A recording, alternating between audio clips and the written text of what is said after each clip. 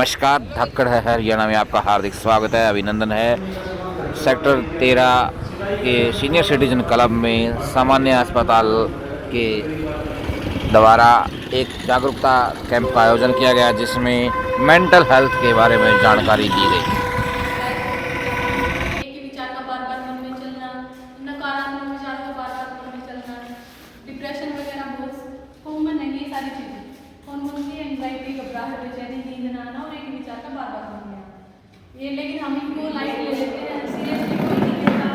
या आगे के फ्यूचर में डिप्रेशन में भी कन्वर्ट हो सकता है। अगर आज थोड़ा बहुत हल्का फुल्का कोई स्ट्रेस है उसको 15 दिन से लगातार, अब मान लो कोई भी स्ट्रेस कॉमन सी बात है, किसी के घर में स्ट्रेस तो रहता ही है, चाहे वो किसी भी प्रकार का है ना, प्रोफेशन से रिलेटेड हो या फिर फ्यूचर से रिलेटेड हो, बच्चों से रिलेटेड हो, लेकिन कोई एक समस्या अलग लगातार 15 दिन तक ज़्यादा उसके सिम्टम मेनली 3 होते हैं सर। डिप्रेशन में से पहले बता भी रखा है कि जो कार्य पहले आप बहुत अच्छे से कर पा रहे थे उसमें आपका मन नहीं लगेगा, उदासी रहेगी, अकेलापन रहेगा, चिड़चिड़ापन रहेगा और किसी से बातचीत करने का भी मन नहीं होगा।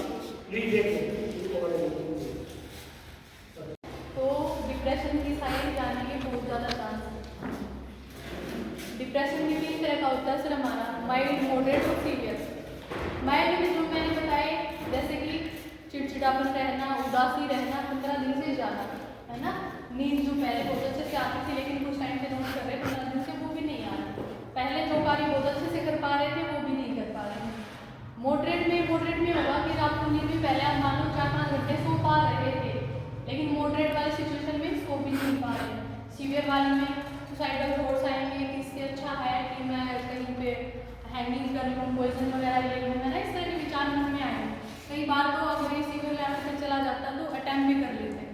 आप लोगों ने केस सुने होंगे कि किसी ने हैंगिंग कर ली, कोई ट्रेन के नीचे आ गया। एक मोस्ट कॉमन कॉज होता है कि हो सकता है कि उसको डिप्रेशन की साइड में जा रहा हो, कोई ना कोई रीज़न तो होता है, ऐसे तो कोई नहीं मरता, आप लोगों को पता है ना, तो हो सकता है कि कोई ना कोई रीज़न उनमें से हो सकता है कि वो डिप्रेशन में रहा हो कुछ टाइम से, तो हम उनकी हेल्प कर सकते हैं। आप लोगों को हमारा एड्रेस पता ही होगा, भेजिए, कभी भी भेजिए। 9 से 3 अभी का ओपीडी का टाइम है सर, और समर के टाइम 3-4 दिन के लिए मैं अक्सर ट्रेन मैंने खाना पीना छोड़ा, और उसकी थोड़ी सी माइंड में रहता है कि एक ही विचार बार बार मन में चलता है कि मैं तो फेल होगी, मेरे अब क्या होगा, लेकिन 3-4 दिन के बाद मैंने ज़्यादा मेहनत की और अगली बार वो एग्ज़ाम मैंने क्लियर कर दिया। तो वो हमारा था यू स्ट्रेस, U4 की मैंने वो स्ट्रेस था उसको यूटिलाइज करके बहुत अच्छा किया, इम्प्रूवमेंट किया।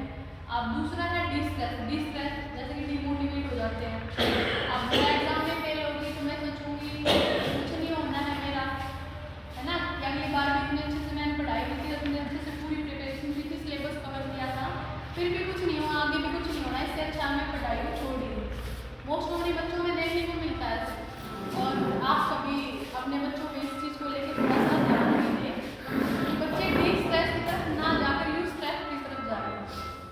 इसके अलावा सर ये जो पैम्पलेट दी है मैंने, इसमें बहुत ही अच्छी चीज़ है, आप पढ़ पा रहे होंगे कि शराब जो भी नशा किसी भी प्रकार का हो, हुक्का, बीड़ी, सिगरेट, अल्कोहल से लेकर अफीम गांजा, किसी भी प्रकार का नशा हो, सबको पता है सर ये हानिकारक है। उसके ऊपर भी लिखा होता है कि नशा या फिर जो भी है कोई स्वास्थ्य के लिए हानिकारक है, फिर भी लोग उसको लेते हैं। पढ़ने के बाद, हाँ जी जी सर।